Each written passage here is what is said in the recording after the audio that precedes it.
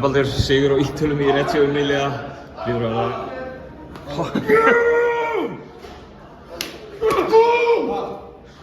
hoppandi kátur núna. Já, bara... Hvað er að skapa þetta? Hvað?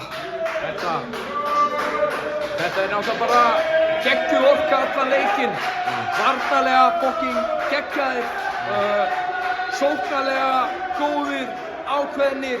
Allir klárir í sama verkefnið. Alveg sama hver kom inn á. Orka allan leikinn. Gerðum hrikalega vel hérna. Hvað er í þjálfarateyminu að spila á leikmönnum strax í fyrsta leikluta eins og Bjarni Guðmann og Styrmir? Stóru rullu bara strax í upphafi leiks. Þú veist þá að trúa á bara öllum hópnum leik? Já, ég meina þú veist, þú bara þetta er bara, ég meina þú ert með einhverja fronthesta, Elvar og Tryggva og Jón Axel og einhverja sem að spila í stórum deildum og svo eru allir hinni leikmennir bara með gæði skiluru og eru bara vel capable í að spila þetta og ég meina þú veist, svo þarftu bara að velja þú veist hvernig ætlar að fara í þetta í hvert skipti og bara frábærir í dag strákarnir, frábærir.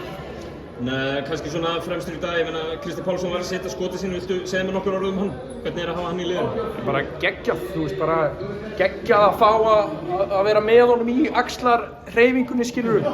Það er bara æðislegt sko og bara elít skotmaður og líka bara frábær leikmaður bara yfir höfuð, þú veist, ég meina, þú veist, þú bara segir, það er ekkert nema gleði hérna núna sko.